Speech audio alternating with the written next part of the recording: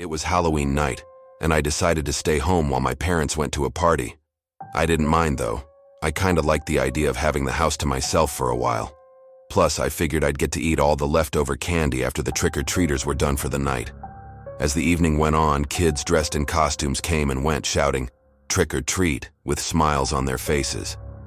I handed out candy, trying to guess what each kid was dressed up as.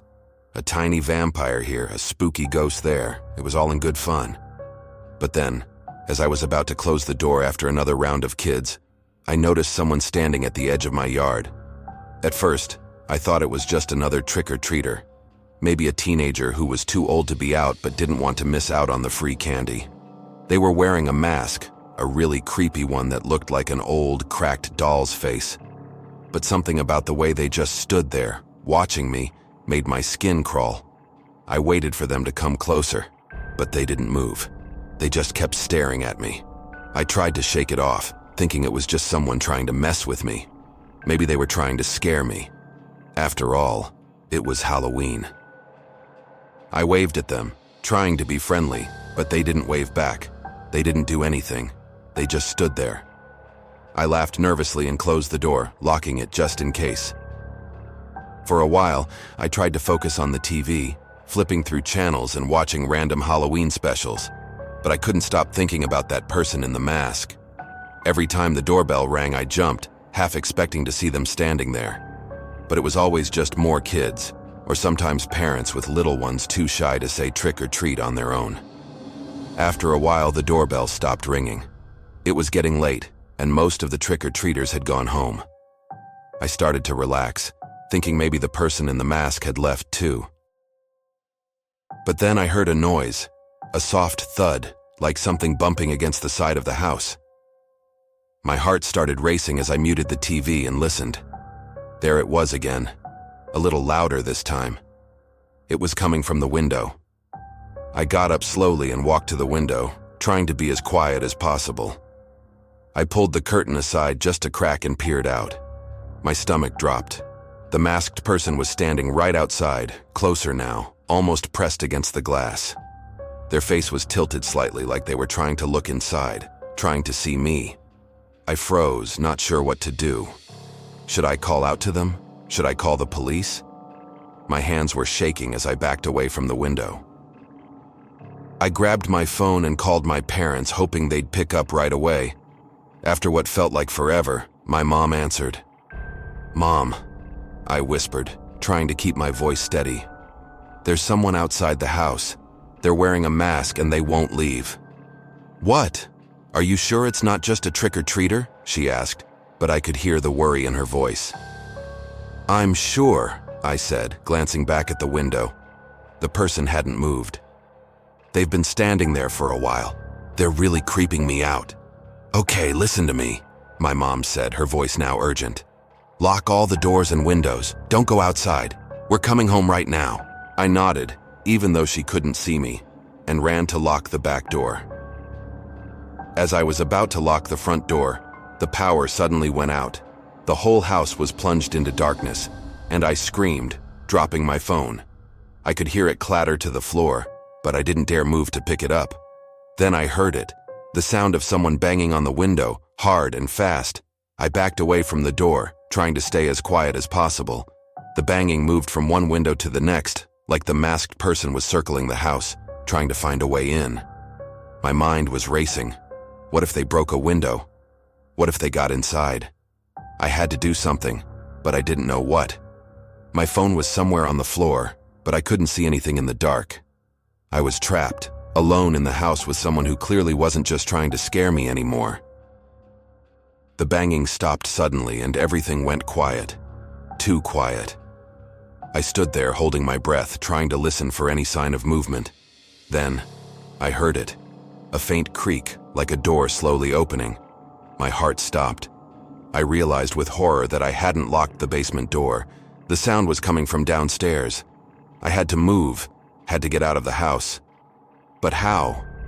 The front door was too close to the basement stairs, and I couldn't risk running past them. I was stuck. In the silence, I heard footsteps coming up the basement stairs, slow and deliberate.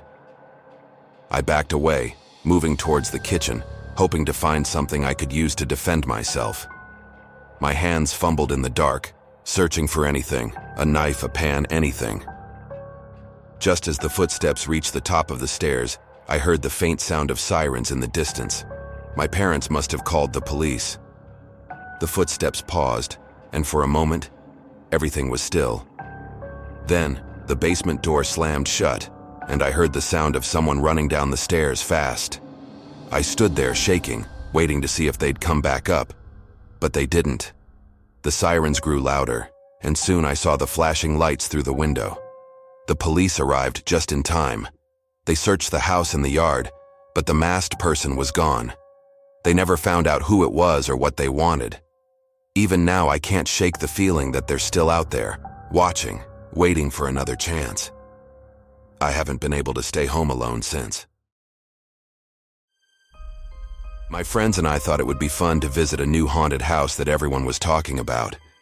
It was Halloween night, and we wanted to do something really scary. The haunted house was called Nightmare Manor, and it had 5-star reviews online. People said it was the most terrifying haunted house they'd ever been to. We were all excited, and a little nervous too. I mean, it's one thing to watch scary movies, but this was supposed to be the real deal. When we got there, the place looked like an old creepy mansion, just like in the movies. The windows were broken, and the paint was peeling off the walls. There was fog everywhere, and the air felt cold, even though it wasn't that chilly outside. A man in a tattered suit stood at the entrance, grinning at us with a crooked smile. He looked like he'd just walked out of a graveyard. He didn't say anything, just handed us each a ticket and pointed to the door. Once we were inside, the atmosphere changed completely. It was dark, with only a few dim lights flickering above us. Creepy music played in the background, mixed with distant screams and weird noises that made my skin crawl. The first room was filled with fake cobwebs and plastic spiders hung from the ceiling. At first, we laughed and joked around, pretending to be scared, but as we went further in, things started to feel off. The actors inside the haunted house were really convincing, too convincing. They weren't like the usual people you see in haunted houses, who pop out and scream boo, and then laugh when you jump. These people were different. They moved slowly, their eyes never blinking, and their faces twisted into disturbing expressions. One of them, a woman in a blood-stained dress, followed us for a long time, just staring at us with a blank look. It was creepy, but we kept telling ourselves it was all just part of the act. As we continued, we entered a maze of hallways that seemed to go on forever. The walls were covered in what looked like old, torn wallpaper, and the floorboards creaked under our feet. The lights flickered, casting strange shadows on the walls. I noticed that the actors weren't just jumping out to scare us anymore. They were watching us, following us, like they were waiting for something. Then it happened. My friend Emily, who was walking ahead of us, suddenly disappeared. 1 second she was there, and the next, she was gone. At first we thought she was playing a prank on us, but when we called out her name, there was no answer. We searched everywhere, but she was nowhere to be found. Panic started to set in. We knew this was supposed to be a haunted house, but something felt wrong. Really wrong. We tried to retrace our steps, but the maze seemed different, like the walls had moved or something. We kept getting turned around, and no matter which way we went, we couldn't find the way out. The actors weren't helping us either. They just stood there, watching us with those cold, empty eyes. One of them, a tall man with a butcher's apron, whispered something to me as I passed by. His voice was low, almost a growl, but I could barely make out the words. "You're not getting out." By this point, we were all freaked out. We didn't care about the haunted house anymore. We just wanted to find Emily and leave. But the more we searched, the more we realized we were trapped. The halls twisted and turned, leading us in circles.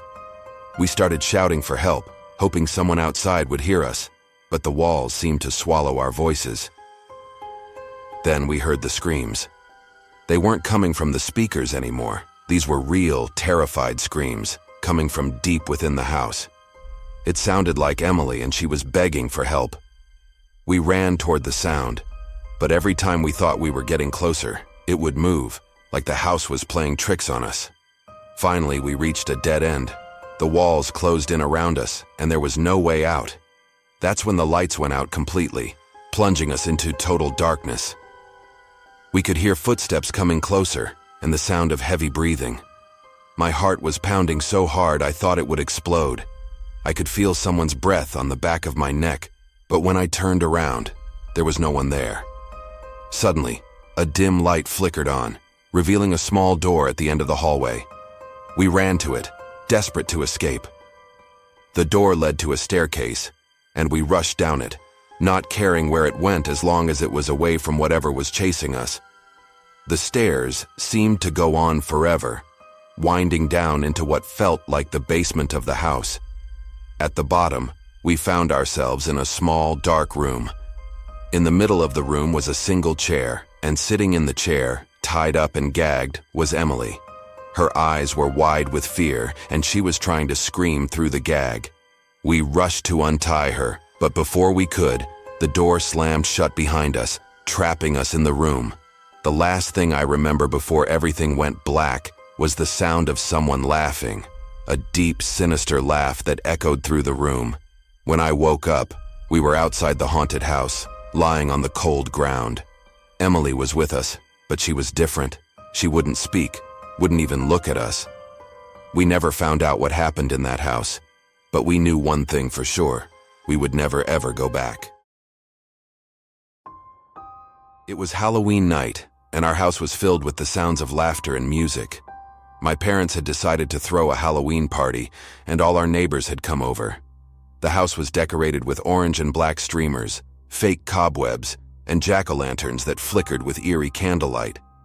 Everyone was in high spirits, and the front doorbell was ringing non-stop with trick-or-treaters. Around 9 p.m., when the party was in full swing, there was another ring at the door. I ran to answer it, expecting to see a group of kids in costumes, but instead, there was just one child standing on the porch.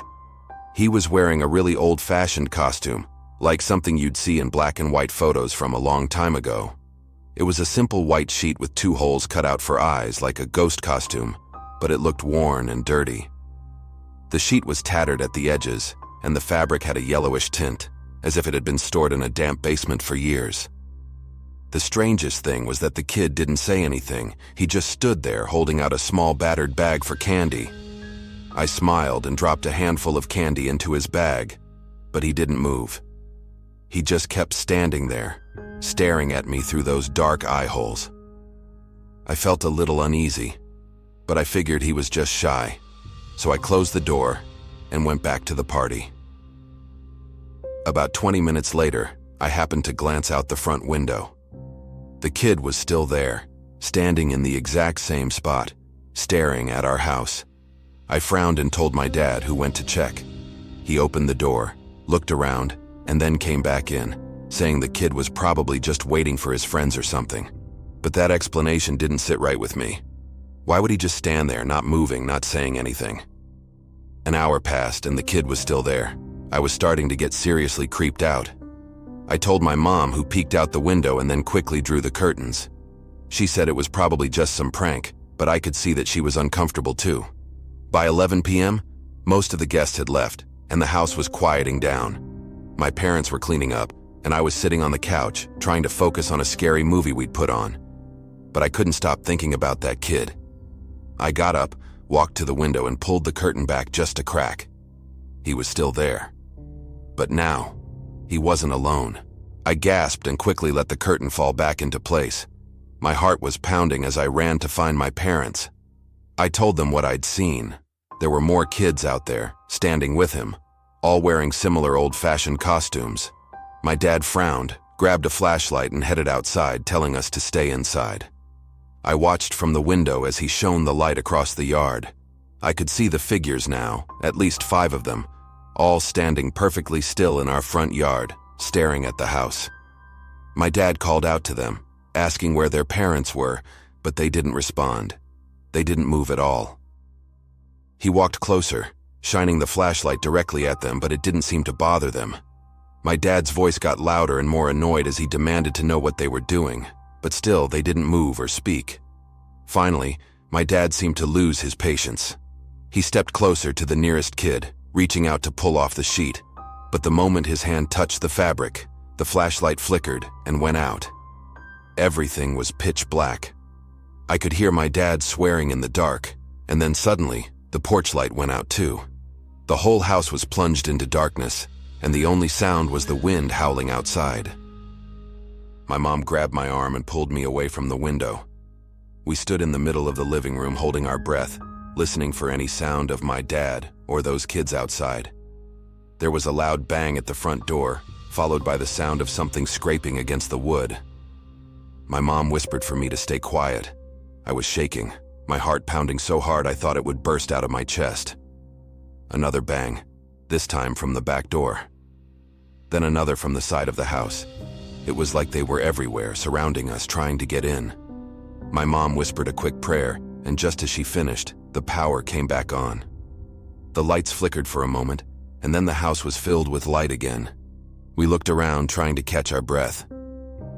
The banging stopped. Everything was quiet. My dad burst through the front door, looking pale and shaken. He didn't say a word, just locked the door behind him and motioned for us to stay away from the windows. The rest of the night passed in tense silence. We didn't dare look outside again. We just huddled together in the living room, waiting for morning. When the sun finally came up, we cautiously stepped outside. The yard was empty.